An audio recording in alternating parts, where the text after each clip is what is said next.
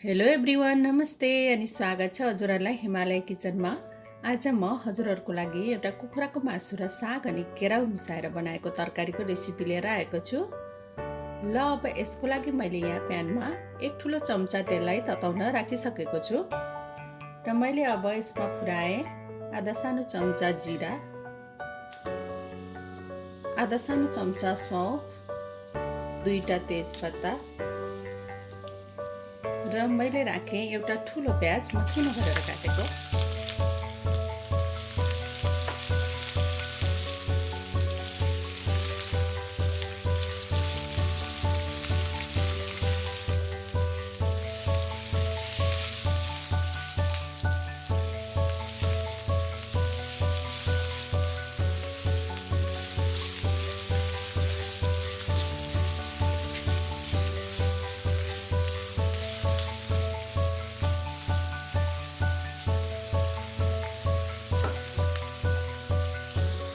र प्याज यतिको भएपछि मैले यसमा राखेँ 500 ग्राम चिकन। नुन राखेँ मैले चिकन राखेपछि। अब यसलाई चलाइदेऊ।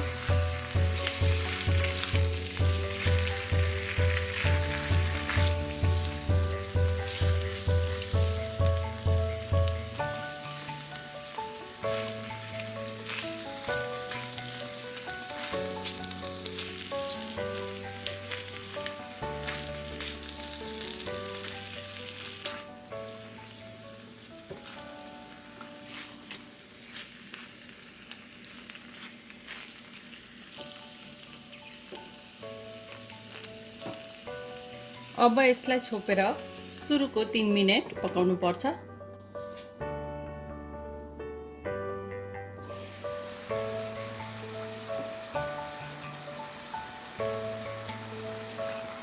तीन मिनेट पाकेपछि अब हाम्रो चिकनबाट हल्का पानी आएको छ। अब यसलाई मिडियम टु हाइटमा चलाउँदै यतिकै पकाएर यसको पानी सुकाउनु पर्छ 4-5 मिनेट जति।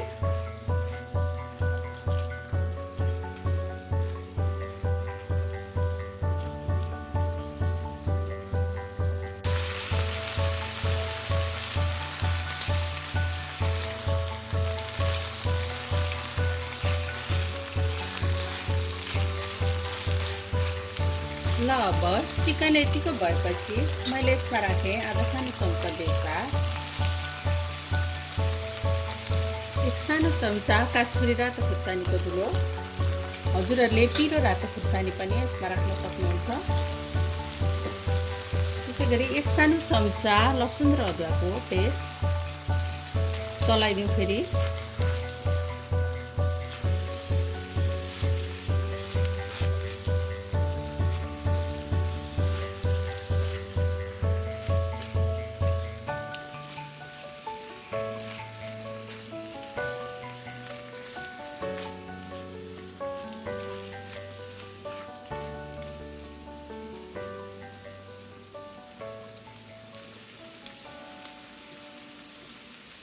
र मैले यसमा राखेँ एक सानो चम्चा जिरा र धनियाँको पाउडर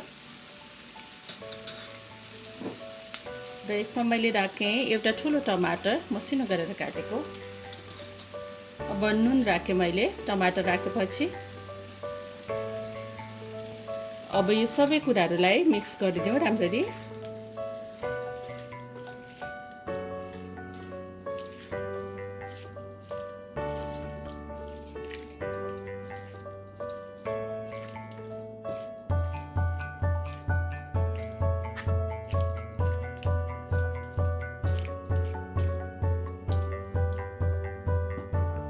र अब यसलाई छोपेर 9-10 मिनेट जति पकाउनु पर्छ फेरि।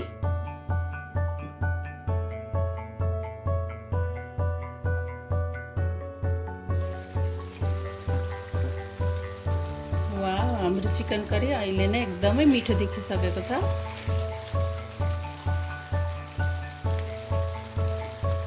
र अब यति बेला भएपछि मैले यसमा राखेँ 50 ग्राम जति हरियो केराउ। मैले चाहिँ यो फ्रोजन केराउ लिएको छु। फ्रेस लिँदा चाहिँ केही बेर भिजाएर अनि त्यसलाई बोइल गरेर लिँदा हुन्छ। र मैले यहाँ एक बन्च साग लिएको छु। मैले चाहिँ यो चोय सागलाई लिएको छु। हजुरहरूले आफूसँग जुन साग छ घरमा त्यही राख्न सक्नुहुन्छ।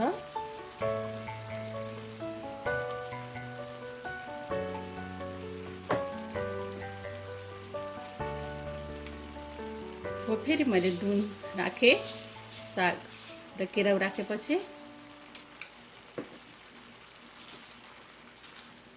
अब यसलाई हल्का यसरी चलाइदिउँ।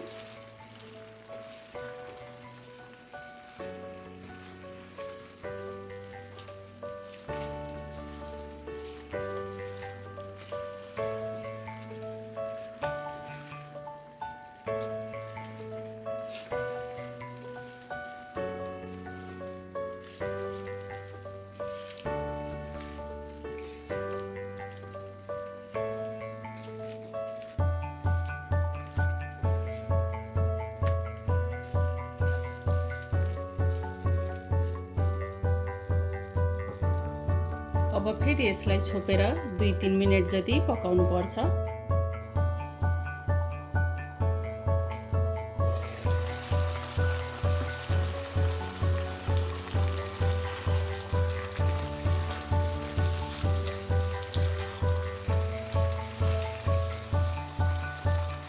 ल अब यति बेला भएपछि मैले यसमा राखेँ हरियो धनियाँको पत्ताहरू, 1/4 चम्चा जति गरम मसला पाउडर राखेँ मैले यसमा।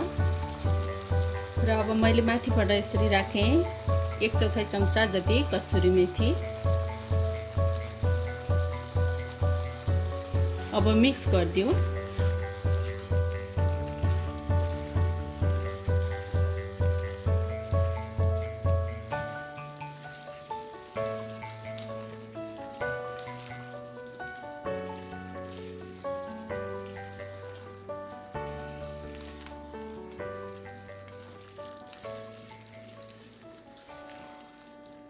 ल हेर्नुहोस् त कस्तो हेर्दै खाउँ लाग्ने अघि देखिसकेको छ।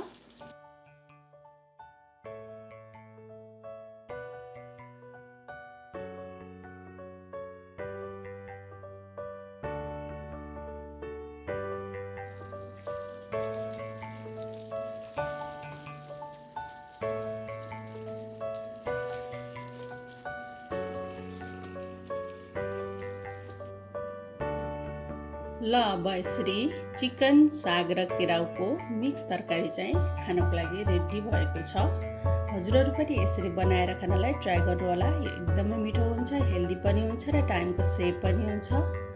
हस् त, यो रेसिपी हजुरहरूलाई राम्रो लाग्यो भने हाम्रो भिडियोलाई लाइक, कमेन्ट, सेयर गरिदिनु होला। यस्तै रेसिपीहरूको लागि हाम्रो च्यानललाई सब्सक्राइब पनि गरिदिनु होला। सब्सक्राइब गरिसकेपछि नजिकै रहेको नोटिफिकेसन बेललाई पनि अवश्य पनि क्लिक गरिदिनु होला। फेरि पनि यस्तै मिठो प्रकारको रेसिपी लिएर आउने नै छु। हाम्रो भिडियो हेरिदिनु भएकोमा हजुरहरूलाई धेरै धेरै धन्यवाद।